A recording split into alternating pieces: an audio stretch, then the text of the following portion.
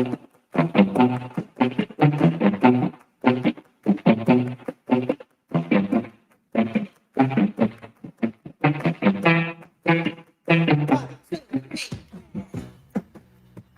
good Monday evening to you. Welcome to another edition of the Central Florida Blitz as we take a look back at week 3. Already through 3 weeks of the high school football season. We are, about 30% of the season is over, I believe. Well, unless you're in the Sunshine State Athletic Association, then you're a little bit more percentage because you've had 4 weeks in. That's right. You're 40%. But yeah, we'll take a look back on last week. Week 3, a lot going on in Central Florida, and we will also have a guest coming up later on. We'll have Jeff Conaway, head coach of the First Academy in Orlando. What a season they're having so far. Yes. I mean, it's impressive what they have done. And I mean, they've beaten some well-known programs here to start off the season. Yeah. And they've made a trip up to Tennessee here so far. And to, of course, 2 teams in Florida, that they're between Central Florida and the Treasure Coast. So yeah, I'm excited to talk to Coach Conaway, and he's in this. I believe this is his 2nd year as the head coach at the First Academy. So he did a really good job. Yeah. And they missed the playoffs last year, so it'll be really fun to watch and see and talk to him. Yeah, I don't think that's going to happen this year. I think they're in pretty good shape right now, but yeah, sorry about that. Way to depress us all, Mr. 30%. Yeah, sorry. I know. Well, wait a second. Hold on. 30%. Wait a second. Unless your name is like Lakeland or Winter Park or Lake Mary or First Academy, you got more season left probably. Yes, exactly. So yeah, sorry about that. If I was just pointing out the fact that the season goes fast, but I know you're right. It's depressing. It is. It's crazy. It's crazy to think that the season goes off and it goes that quickly here. Yeah. So it's well, as you can see on your screen, I'm Marty Pallman. He's Joshua Wilson, or I'm Joshua Wilson. No, I'm Marty. He's Josh. Yeah, you can see, and you can see on the screen who we are because that's good to see. But we welcome you to another edition of the Central Florida Blitz, and we're going to start as we do every week. Yes, just got a little screen error over here real quick here, so it's. We'll have the Blitz lines in a moment. Yeah, just give me a second. You're getting ahead of me here, Marty. Yeah, sorry about that. There we go. All right. That music means it is time for the Blitz lines as we start. Well, last week we were talking about Cocoa and how big a win over Mainland. Well, not so much this week, as you can see, not on Planet Cocoa. They lose to IMG Academy. So Cocoa takes its first loss of the season to an IMG team that had already lost a game this year. So Cocoa will have to get back at it, but they give up 20 points on turnovers. They lose 34-13. So not a great trip to Bradenton for Cocoa. No, and when you give up 20 points like that on turnovers, you're bound to take the L against a team ranked 2nd in the country or 3rd. Yeah, you're right. And that's not the Lakeland L, by the way. No, not Lakeland L. No, we'll talk about them coming up in the which they did not have an L. Gulf Coast Blitz. No, they do not. No L's there. But Cocoa, yeah, they take the loss, and I think we saw, their schedule has been brutal already to this point. But I think this was the one game I figured that if they were going to get beat, it was probably going to be this game. But the way you kind of get lulled to sleep a bit by the fact that IMG had already lost a game, but IMG lost a game out in Utah to a nationally ranked team by 1 point, so it wasn't like they were struggling really per se, but. Yeah, they get the win over Cocoa. So, Cocoa get back on track. They can obviously still a favorite to win the state title in 2A, and we'll see as that goes on how they're able to do. But I like that. Not on Planet Cocoa this week. Yes. Cocoa. So, but yeah, big game of the week as we talked about last week. And this time Cocoa goes down for their first loss of the season. But that doesn't mean they're by any means even close out of the race. It's just one game. Yeah, and it's IMG again. They're probably ranked 3rd nationally right now. They were number 1 earlier. All right, well, one team that is not lost yet still is O'Galley. Hello. 3-0 now. They beat Palm Bay Heritage 21-0. O'Galley, they are now 3-0. The Commodores. That's right. Not Vanderbilt. O'Galley, the Commodores. But a nice start for them, and they get a win on the road against a team in that area, Brevard County area, Palm Bay Heritage. No, absolutely. And for O'Galley, I mean, I believe this is actually the 2nd shutout they have posted this season so far. And of course, they had the contest against Vero Beach in week 1 that they won by 2 points. But the Commodores doing really well here so far. Yeah, having a good year. 3-0 to start. And we will, they are not our picks this week, but we'll talk a little bit more about them as the show goes on. Of course, the season goes on as well, but they do stay unbeaten. And meanwhile, on the other side of the ledger, we have, number one. What is going on with Mainland? 0-3. Losing to Cocoa is one thing, but losing to Flagler Palm Coast, even not terrible, but 7-2. Yeah. They played a baseball game. And head coach Jeremy Bell is not making any excuses here. And he said this on Twitter Saturday morning. We are what our record shows. You won't get a single excuse from me. 0-3 isn't good enough. We have to be better. And he's right, especially for a defending state champion who won the Class 3S state championship last year. It's definitely something that, we didn't expect. I mean, they were going to move up the game Thursday to Thursday night. Well, Mother Nature impacted that. So they went back to the original day to Friday. And, well, it didn't work out. No. And Mother Nature was not great Friday in some areas, but they were able to play the game down there. So Mainland, God, they just need a win right now. 0-3. Hard to believe the defending state champions are 0-3. And not only that, but they're not really scoring any points. I mean, they scored 2 points the last 2 games against Cocoa and Flagler Palm Coast. Meanwhile, as we said on the flip side, Flagler Palm Coast is 2-0. Good start for them as well. Yeah, head coach Daniel Fish got those boys going there, and 2-0, especially. They had a bye week 1, so. Yes, indeed. And for the Bulldogs, that definitely to get a win over a defending state champion, that's huge to get and to move along with the season. Definitely, even if it's just 7 points, hey, as long as you only have one more point than the other team, a win's a win. That's all that matters. And yeah, you're right. And speaking of that, a team that wish they had 1 point more this past week, Lake Mary, Yes. They came up 1 point short against Lakeland, 35-34.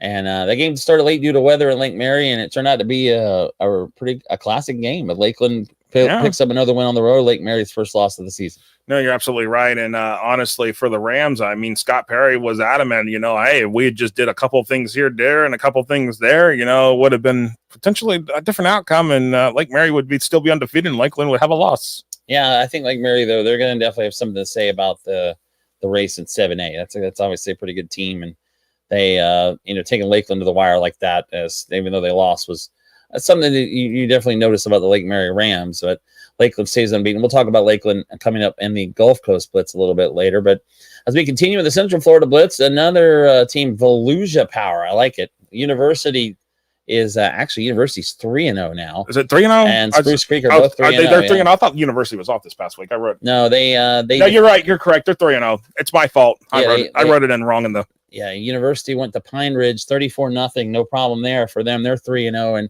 Spruce Creek, they played Creekside. Creekside went down to Port Orange, and Spruce Creek came back 36-29 wins. They're both 3-0. Yeah, both those teams in Volusia County. We talked about Mainland being 0-3, but these two Volusia County teams are getting it done right now. No, they are getting it done right now. And honestly, I'll tell you this right now. Thinking of it though, can Spruce Creek be 3-0, 4-0 this week? We'll find out later on. It's gonna be a tough one. We're going to be talking about that later. Yeah, we will. That's one of our picks, and let's just say they're going out of the state. That's all. No, absolutely. But here we go. Let's look at this here. Jones squeaks out a win over Evans. I mean, 28-21. I mean, you can't get any closer than that. Stays unbeaten. Yeah. But they got a tough one coming up this week. Yeah, that's on their picks as well. They will play Edgewater, and that game will be Saturday at Camping World Stadium. So that game has been moved to Saturday at 5:00 and will be played right across the street, really, from Jones campus. But it will be at Camping World Stadium. So that'll be neat for those teams to get to play. That's two of the best teams in Orlando area. So in the public school sector. Right, exactly. So, but Jones gets the win last week, as you said. They are now 2-0. Meanwhile, a team that hadn't had a loss, but now they actually had their first loss against Beachside, but they're 1-2 now. They're 1-2 now. Orlando Christian Prep, they struggle on the road against First Baptist, and I didn't expect them to come out on the side of a 0 there. 45-0, and we know First Baptist in Naples is pretty good, but man, that gets your attention as they get that win, Class 1A. First Baptist may be one of the favorites again there as well, but. Yeah, tough game for OCP. They go down 45-0 in Naples. Meanwhile, another team that picks up a win, there's Osceola. They beat South Dade. Good matchup there. South Dade coming up to Kissimmee, and Osceola wins that 21-7. Yes. Second win of the year for Osceola. No, absolutely. And the Cowboys, they're picking up. I mean, they were only 4-6 last year in the regular season. They struggled last year. So, I mean, hey, if they can get the 5 wins here pretty quickly, they'll be sitting in a nice position to improve upon last year. I mean, they were a district champ last year, so I mean, right. But this time, I mean, Osceola, they're looking really good. Eric Pinellas' group is starting to look really good. But Marty, I know we talked about this the last couple of weeks about what was going on, and I think I had a feeling that Paprika was going to get caught here with Dr. Phillips, and sure enough, they did 6-3. 6-3. I mean, that reminds me of a score from the NFL 20 some years ago. Again, it's a baseball score too, but you're right, 6-3, and that game. We were talking about Apopka 2-0. They had scored 16 points the first 2 games and were 2-0 because they allowed, I think, no points. Excuse me. Well, they only allowed 6 points this week, but unfortunately, they only scored 3. So, and you can't. And my thought was this for Apopka is that seeing the low amount of scores, like, hey, it's 10-0 against the Coe. I mean, it was last week. I want to say it was 6-0. I'm trying to remember. It was 10. 6-0 last week. 10-0. I think week 1. Yes, and then, I mean, you've only scored 16 points in the first 2 games, and now all of a sudden here in game 3, you only score 3, and that's where I was like, okay, we know defense can win championships, but you've got to have the offense do something, and when the offense doesn't do something, and the opponent finally keys in on it, it proves to be wrong side of the scoreboard, they say. Yeah, you're not going to pitch a shutout every time. You got to find a way to score points. And we said Apopka, we figured at some point they would have to score more than 10 points. Well, they didn't really have to, but they didn't score 6 points. That was the problem, and they lose a real defensive slugfest there, 6-3. So Dr. Phillips getting the win against Apopka, first loss of the season for the Blue Darters. Meanwhile, and then here we're just going to combine these real quick here. And this one, Coe coming off a strong after coming that loss that week 1 that was to Apopka, that 10-0 shutout. They have won here. They beat Lake Nona 30-6, and now they're 2-1. Bishop Moore's rolling at 3-0. Titusville kind of sliding after West Orange moves to 2-0 with their second win of the season. So West Orange beat Titusville, and that kind of now sets up an interesting showdown with Boone this week for West Orange, and that'll be another game that'll be on the picks. But how about this? Yeah, how about this? Let's the segue to our interview tonight. Yeah, First Academy. How about 3-0, and they no problem with Treasure Coast, 42-7. The Royals really up to a great start, and as we said, seeing here aspirations for a state championship, and right now, early on in the season, they sure look like a team that will be reckoned with as we go into the postseason. I mean, honestly, it's after going 6-4 last year, missing the postseason. I mean, I know there's a lot of the real determination here by the Royals. It shows here very early on, and head coach Jeff Conaway is going to be talking to us about that and more. We're going to learn a little bit more about these Royals, what's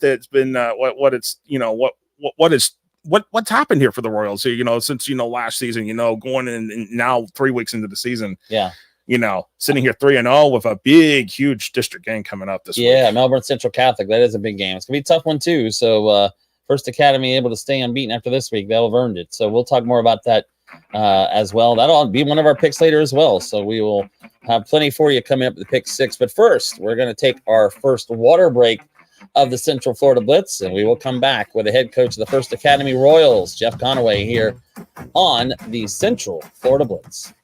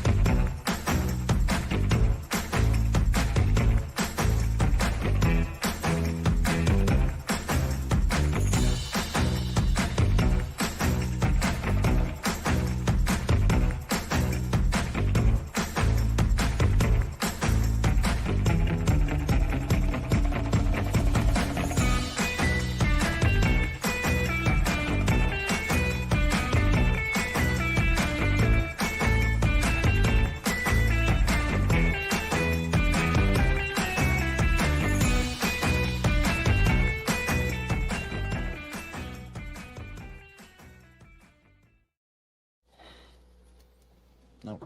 All right. Welcome back here on the Central Florida Blitz as we get ready to talk about something it has caught this state, not just the Central Florida's attention, but the entire state's attention, and that is the quick, fast start that the First Academy Royals has had. And I got head coach Jeff Conaway here joining us here. Coach, appreciate you taking some time out of the busy schedule. I know that, with practices and everything, I know that to be able to take a moment to talk about your team, I know that excites you, and appreciate you joining us here. And let's talk about this. I know that the missing the playoffs last year. I believe last year was your first year at First Academy. So, missing the playoffs last year, I know that motivated your team really a lot here for this season. So, what did y'all do to learn from what happened from the 23 season to what now this 3-0 start here for 2024? Well, when I took the job back in June of last year, I knew that it was going to be a building program. And there were several things that I knew that we were going to have to build. We were going to have to build a staff. And we certainly were able to do that. We made some big hires over the last few months. And in our off season, we were able to add an offensive coordinator in Stephen Moffitt and a defensive coordinator in Jacob Gill. Jacob and I worked together at Shiloh Christian for 6 years. He was the head coach at Brentwood Academy last year, and now he's our defensive coordinator. Stephen Moffitt was at Winter Park for several years, was the head coach at Leesburg last year, and now he's here. And so we felt like that was critical in the building process. You have to get great coaches, and I believe this is true everywhere. Great families want to be coached by great coaches in great environments. And we knew that at TFA, we had the environment, we've got the school, we've got the nice facilities, we've got a great administration. What's really special about our school is we are private Christian. We have chapel every week, we have Bible classes, and so we really do provide some things that we believe are different and make us different. TFA is not for everyone, but it is for those that are looking for that spiritual championship and just that academic, the social, and the athletic, and we're really proud of the progress that we've made. Yeah, Coach, your schedule obviously pretty challenging. I know that's something you probably were planning, but you start off week 1 going up to Tennessee and beating a pretty good team up there. I think it was Lipscomb Academy, correct? And then you come back home and then you play Edgewater, one of the top teams in Orlando. And I know you got a lot of probably a lot of attention for that win against Edgewater a couple weeks ago, but people started to look at you a little more probably. Obviously that was a big game, and of course here being so close in proximity to Edgewater and to the community, obviously that was a game that meant a lot to a lot of people, and it meant a lot to us. It was one of those signature wins, I believe, for our program. I was very proud of the way that our coaches prepared our players, and I was proud of the way that our players performed on that Friday night. I felt like they really weathered the storm. There was an opportunity there late in the game where we were down 10, and it would have been real easy just to give up because Edgewater is a really good football team, and they're big and they're fast and they're strong, and our players didn't give up. And I learned a lot about our staff. I learned a lot about our players that night. And so, yes, it was a fun night of football for sure. No, absolutely, Coach. And I know that when we're looking at this, I know Buddy Collins at the Orlando Sentinel wrote about this last week. We have the FloridaHSFootball.com sports media rankings here that are voted on by the sports writers and broadcasters around the state. And y'all were nowhere to be found in the top 10 at the start of the season, but y'all shot up to number 4 in the last week, and I expect y'all to hold the same this week based upon what happened to the results this past week. But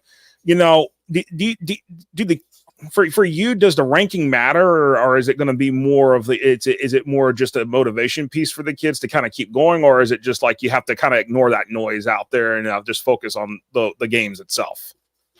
We're coaching our staff and our players to treat it like rat poison. And that's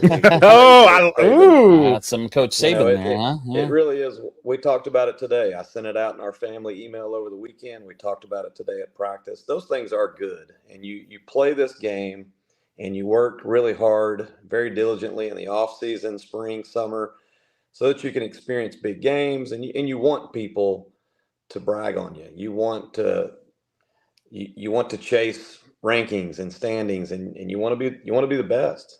But We call it rat poison because you can identify it and you can look at it, but you can't consume it, because the good articles and the bad articles will eventually make us do and act and behave in ways that we don't want to do and act and behave. Mm-hmm.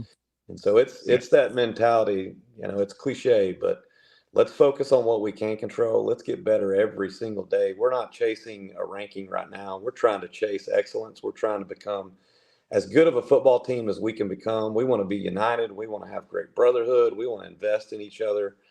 We want to get really good at our tasks and our assignments and our responsibilities so that eventually we can make a playoff run. Yeah.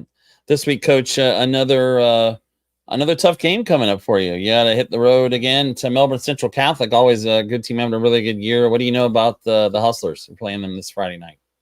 Well, I know they're a really good football team, and they've scored some points, and they've been stingy on defense. And I really think that this is a great matchup for us. It'll be another road test for us.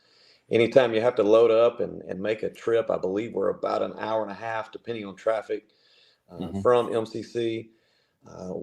It's one of those that we know that we have to prepare extremely well, and we have to prepare well so that we can perform well.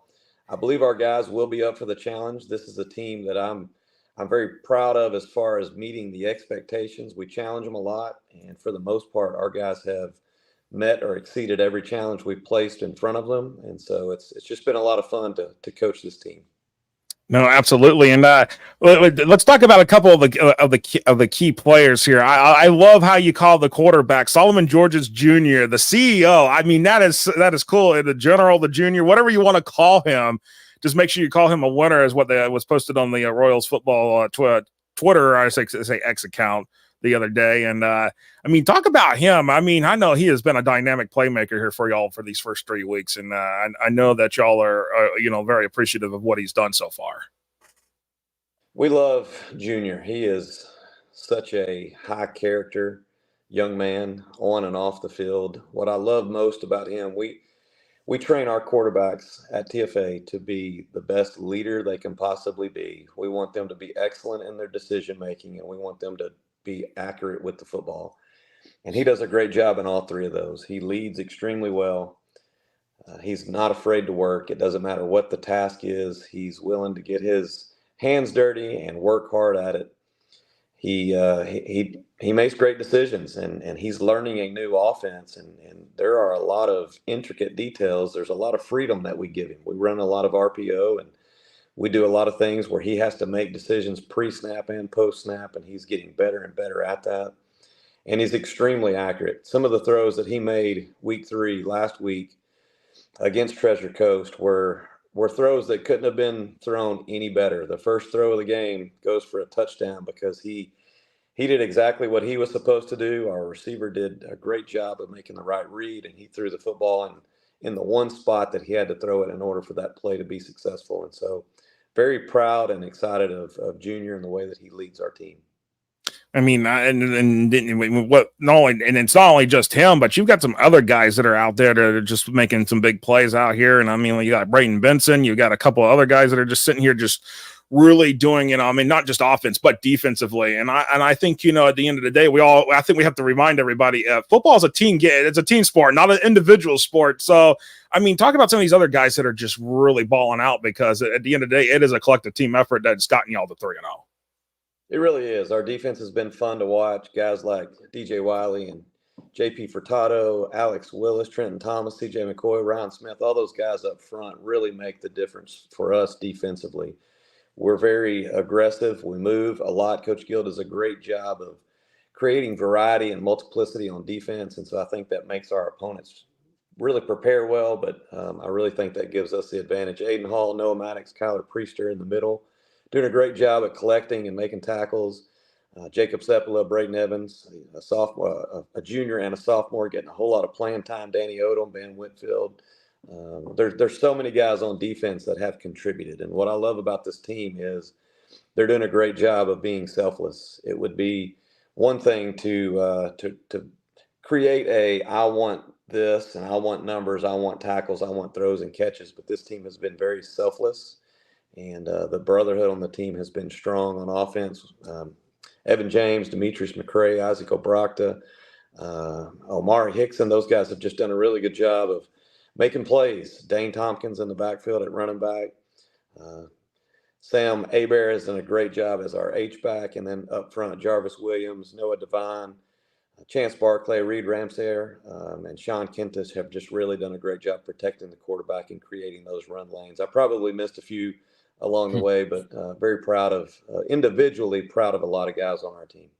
No, absolutely. And real quick, I've got a question. I noticed that you got on your wristband, you've got a Bible verse on there. Is that more of a team motto for y'all this year? Is that something that y'all are going by there with the wristband? And then what is a normal Friday night like for y'all? Kind of just out of curiosity, how do y'all get the team to be like locked in? This wristband is actually a TFA all coaches mentality this year, and it's basically the passage on just being humble. We, as coaches and as players, as athletes, sometimes that's not always the easiest thing to do, but we want to be humble, and we don't want to exalt ourselves. We would rather the Lord do that when He chooses, or if He does choose. And so we're trying to be extremely humble. We know we've got some blessings, but we don't want to take credit for them.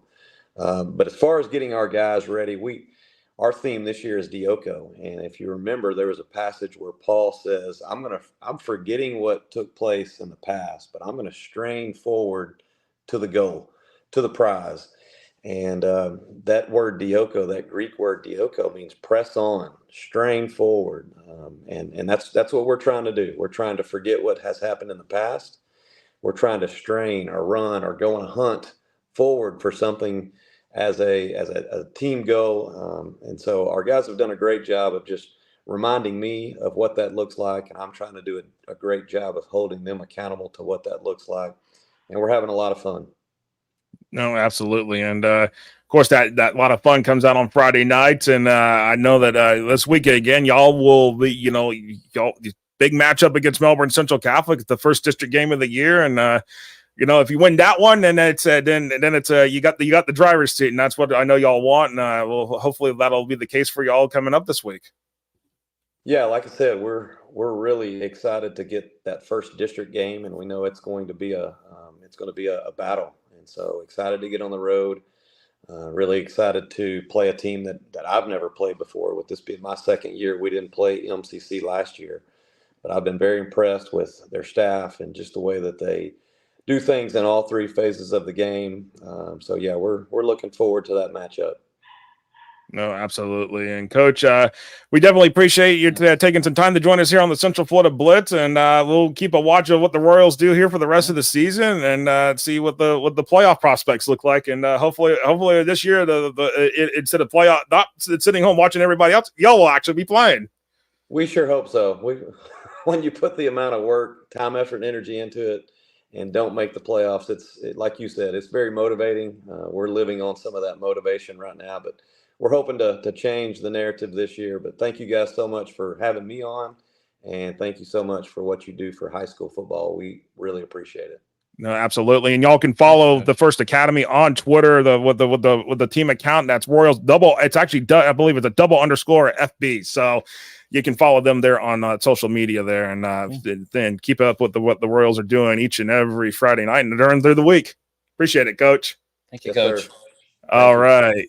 All right. That was head coach Jeff Conaway of the First Academy Royals joining us here. And if I can get this to go back to the spot. There we go. There we go. Trying to good old functionality of live TV.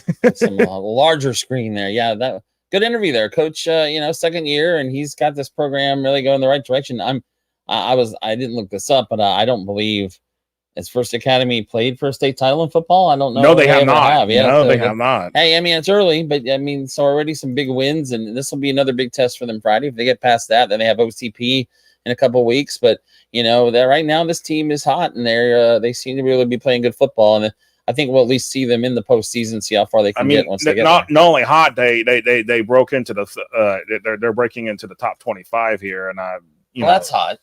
When you're kind of like you're sitting there, you're sitting there, in my opinion, you know, when you kind of beat Edgewater, you kind of did that kind of thing. You know, you beat a team like that. You know, Right. it's you catch everybody's attention here, Mm-hmm. and you know, teams like, you know, not only just in Central Florida but across the state. You know, I mean, like, you know, what the First Academy did. You know, like what Blanche Ely did. When you kind of catch these teams and you kind of do this kind of thing, and you kind of catch our attention here, you're gonna make some moves pretty quickly in terms of the rankings here. And we put First Academy at number 22 last week, and it might go a little higher this week. I think so, yeah. So we'll see what happens when the next Florida top 25 here are coming out here over the next couple of days here. But that means we're going to another water break. That's our break music there. When we come back, we'll have my favorite part of the show coming up, Pick Six. Yes, And we'll see how my favorite part of the show as well. We'll see how we did last week and look ahead and pick this week's games. Also, fan question of the week coming up. About another 10 minutes or so left here in this edition of the Central Florida Blitz. You're watching tonight on Facebook, on Twitter and X, Instagram, and also on TikTok and YouTube. Yes, indeed. Follow us on YouTube at Florida HS Football and hit that subscribe button. All right, We'll talk more about that on the flip side. That's right. See ya.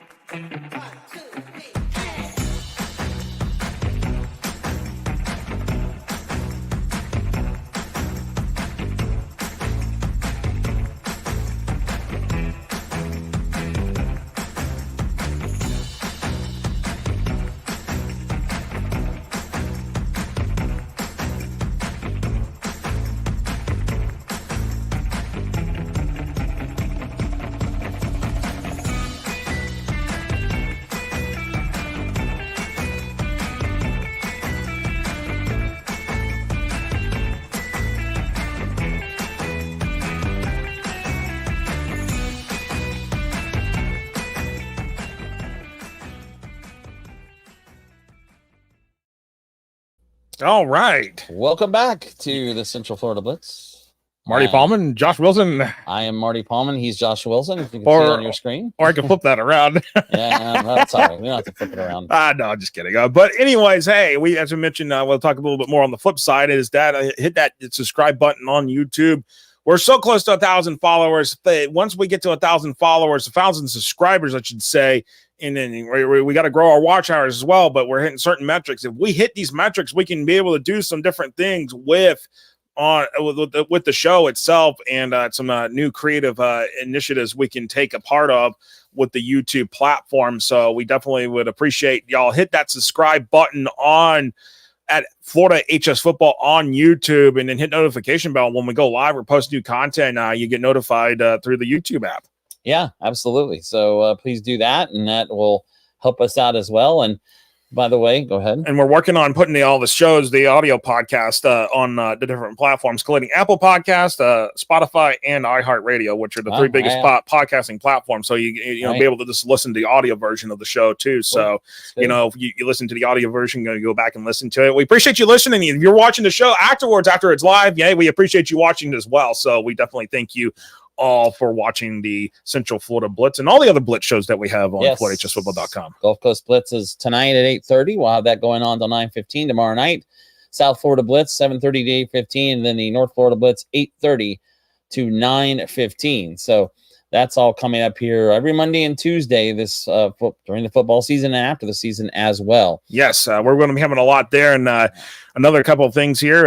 The Drive the State show. We're about 2 weeks out from the first episode of the Drive the State show, and as the FHA gets ready for state playoff rankings, I know it's hard to think that we're already going to be talking about playoff rankings, but it's coming quicker than we want to say go. The Drive to State, since we do not know where state is yet, it's just the Drive to State right now. And we do have some questions and stuff sitting here. Let's we've got question of the week. Someone actually asked this question. I know that we were thinking. I know this would be probably more for North Florida, but because the team that's involving Coco on the other side is actually in Central Florida, I think it's okay to go ahead and answer this one. And do you think Bradford Tortoise can give Coco a run for their money this year? And my answer is quickly no. I don't know. In some aspects, no, because why? I think the talent levels. I don't think the talent level is necessarily as there as it's been for Bradford. And a little different. And Coco probably is playing a little bit higher level this year. I mean, Bradford's been close the last 2 years with them, but with Coco lost both times. But I would say an edge to Coco right now. But anything can happen as the season goes on. He may have some injuries, may have some other things that can happen as well. But we will see that as the season goes on and see if Bradford can get another shot at Coco for a state title. And looks like another comment for us here after. Hey, Mark Cannon, good evening to you. Yeah. And he's a loyal watcher here of the Blitz shows, not just the Central Florida Blitz, all the Blitz shows. So. Yeah, after seeing the car for an hour and a half during the weather delay at Lake Mary, drove home, began receiving Texas game and restarted. Got home and watched fourth quarter and OT on YouTube. You missed a good one there, but I can understand. You might. It was a yucky one. Yeah, and I could tell you that where I was on Friday night in St. Johns County, 4 out of the 5 games in the county were postponed or canceled due to weather, heavy rain and lightning. The game I was at was delayed an hour. We actually played at like 8:30. So yeah, it was an interesting weather night, but that I could understand. He sit in the car for an hour and a half, and it's but at least you got to see it, the end of the game. That was a good one. Really, it was a classic. Lakeland winning by 1 point. So yeah, I'm gonna have to get to my mouse batteries are actually starting to die on me as we're doing the show, so I'm having to navigate a little bit with the thing. So it's a little. Yep, we appreciate your questions there and comments, and that leads us now to well, hold on. Yeah, sorry. Hold on. Yeah, gotta get this stuff ready. Hold on. Are you ready? Are you ready, Marty? I'm ready. Yay! All right, pick 6. I'm ready to go. You're ready to go. He's fired up. Fired up, ready to go. Pick 6. It's my favorite part of the show. I like the interviews too, but this is my favorite part every week. And boy, we got some good news this week. Unlike the last 2 weeks, a lot better results from week 3. So there it is. Wow, both. How about that? Both of us 6-0. Yeah. Got it right. Give us a pat on the back. Clap, applause. 6-0. How about that? I mean, we were looking at some 1-5, 2-4 weeks last few weeks. So we're starting to get it together. I told you by about week 3 or 4, we'll start figuring it out and turn it around. So what's our season result after both go 6-0? We're here on the Central Florida Blitz. We're both 17-6. Right. Hey, pretty even. Look at that. So 17-6, 739. Not bad. So I've got a spreadsheet. I keep track of this every week that sits off to the side here. So well, we'll have to see if we can continue that this week with our current pick 6. Some interesting games this week. We're going to start in Lake County. Vanguard. Well, actually, I'm in the wrong order. Well, it's not going to be. So just follow the order of the rundown because it's not going to necessarily be the order that's on the sheet. Okay, sorry. Go ahead. All right. So we are Vanguard at Leesburg. So this is the first game. Well, then okay, thanks. Vanguard at Leesburg. Thanks for correcting me there. Sorry. That's all right. All right. So that is our first game. Yeah, Leesburg 3-0. Off to a really good start. The Yellow Jackets had a really good year last year, too. And they're taking on Vanguard. Vanguard lost opening week to Buchholz. They won their last 2. They shut out Newberry last week. I feel like Vanguard's getting it together a little bit after a rough start, a tough game against Buchholz. They beat Leesburg last year, one of their few losses. And I think Vanguard will go on the road and win this game against Leesburg. Great start for Leesburg, but I think this is a bit of a step up in competition this week for them. Well, yes, and of course, it's been inferior competition for Leesburg a little bit. No, I mean, they've been scoring over 40 points a game each of the first 3 games of the season. Right. But for Frank Scott and his Yellow Jackets here, Frank Scott in his first year as the head coach there at Leesburg after spending some time over at Eustis, honestly, it's going to be a challenge. I mean, Edwin Farmer is a great coach, and Frank Scott's a great coach too. Don't get me wrong, but Vanguard's just a different kind of team, and but if Leesburg pulls off the upset, well, then we may not know anything about Vanguard at that point. Yeah, Leesburg beat used to 64-6 last week. It's gonna be a little different against Vanguard. This is a district opener, right? It is a district title. Yeah, it is a district opener. This might be for the district title. I want to. Actually, I'm trying to think. If it's that district, I want to say it's Leesburg, Vanguard, LeCanto, and Gainesville. Oh, LeCanto and Gainesville play this week too. Yeah. So it may come down to Vanguard and GHS. We don't know. I mean, it could be really interesting. It could still be Leesburg, depending on what happens. But yeah, I'm going with the Knights of Vanguard this week, and then I don't know. I definitely trust that team as well. Well, as I kind of allured to, I think the difference is it's the quality of competition that both Vanguard and Leesburg have faced here so far this season here, and that's where I am going with the Vanguard Knights in the pick here to start off our pick 6 here for this week 4. Week 4, man. How about that? I'm not going to depress Nelly anymore and say how much of the season we're into, but yeah, it's week 4. All right. Oh yeah, I like this game. We talked about Spruce Creek earlier. They are going to Camden County, Georgia. 2 unbeaten teams here in Spruce Creek. Nice start for them at 3-0. Camden County, one of the top teams in Georgia at 4-0. Well, as we know, Andy Price and Travis Rowland have a history. Of course, going back there to the days over there. Travis Rowland in Camden County now, yeah. Over there in the Fun Coast, as they call it, the 386. By the way, 386 spells fun. Did you know that? I did not know that, but you're right. 386 spells fun, and 352 spells FLA. FLA 321 is 321. There you go. I'm showing off a knowledge of how the area codes work. Yeah. But anyways, with that said, this is a whole different thing. Remember, Camden County does have one more week in the belt in terms of the books, because Georgia starts a week ahead of us in terms of the schedule. Their week 1 is actually our week 0 here, right? Preseason game. So, but you know what, Marty, the Camden County Wildcats, they have just gone off out there with Travis Rowland. Yeah, so they just been scoring points out the wazoo, and Spruce Creek had to fight to the very last minute against Creekside. Creekside gave them everything they wanted and more. Yeah, I think Camden County's averaging about 50 points a game. They beat Ribault 62-6 last week. Good night. I mean, I'm sorry. I'm going to go with Camden County here at home. They're a powerhouse. They're really tough at home. Spruce Creek again having a good year, but I don't think they can win this one. I'm like you, Marty. I don't think Spruce Creek gets out of this one with a W. They're going to take home their first losses. I'm giving Camden County their 5th win this year. I mean, yes, we know that we have seen Camden County a lot on our picks here this year so far. But teams.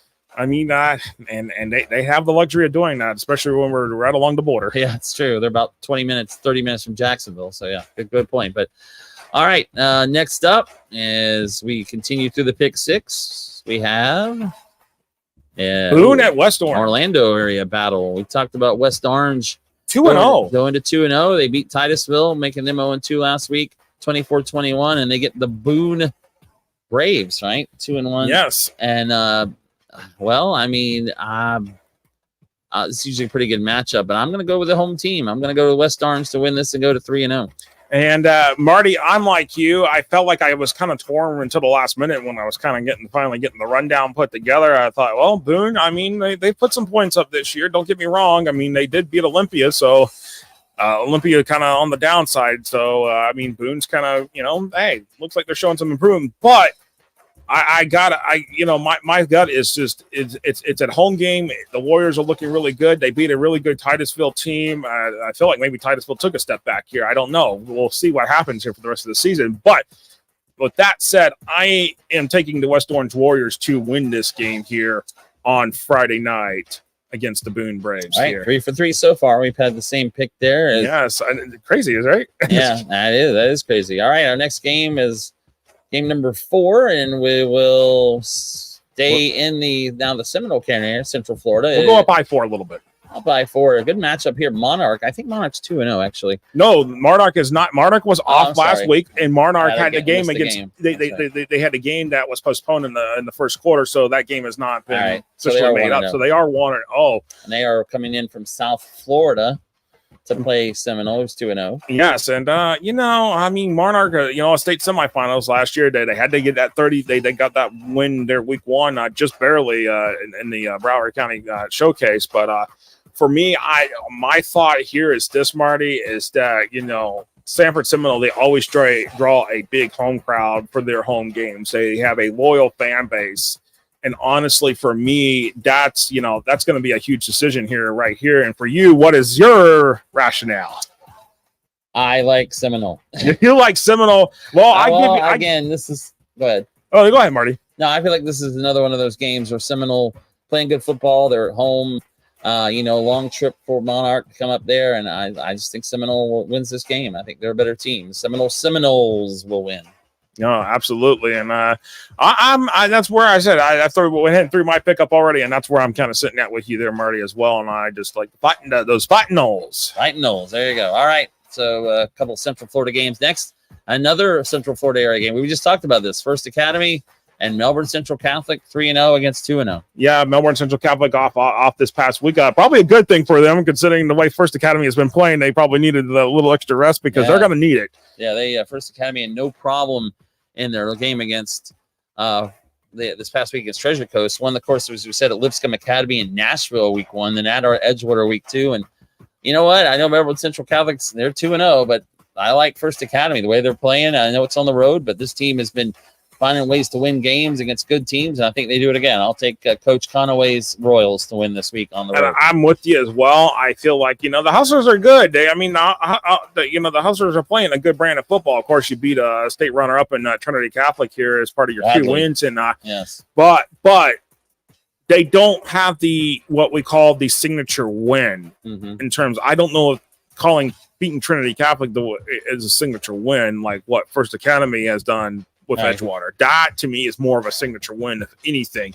Yep. And this is why I lean towards First Academy as my pick here. All right. And then finally, our 6th and final game of the week, another Orlando area battle, Edgewater versus Jones. Edgewater's only lost to First Academy. They're 2-1. They won last week. They go to 2-1. Jones 2-0. They had a game against opening week. It was supposed to play Winter Park, and that's been rescheduled, but it's going to be like one of those midweek type of affairs. Right. So Jones in this game again will be played at Camping World Stadium on Saturday at 5:00, and of course Camping World Stadium again, literally across the turnpike or the highway, the expressway there, from east-west, right from Jones High School. And you know what? This is going to be probably the 408. I wanted to say, yeah, West 408. The 408. That's right there by Camping World Stadium. But these were probably the 2 best public school teams, I would say, in Orange County. So I don't know. I'll go with Jones, though. I like Jones. They're a state championship contender. I think I'll take them to win this game. Well, in my pick, I thought you said Edgewater. I'm sorry, did I? Yeah, no, I didn't. Was it Jones or Edgewater? It must have been Jones. I don't know what happened there on the graphics, but we'll take it for what it's worth. It's Jones. I'm pretty sure I took Jones, but yeah, that's okay. Yeah, go ahead. So, well, Jones, but but you know what? I think you know what it is. It's you, Jones. I was taking Edgewater, so excuse me. That's what I. All right. So then we will have one of the 6. So I'm taking Edgewater because I feel like I just feel like Jones having that a struggle against Evans. Who I know Evans is good, but holy cow! I don't know. I feel like you kind of maybe beaten them by 14, and you had to fight for that win. Right. So that's where I'm like, yeah. I feel like Edgewater here. Well, there you go. We 5 of the 6 we agree on. We didn't agree on Jones Edgewater, so that is our pick 6 for week 4 this Friday night. Any final thoughts?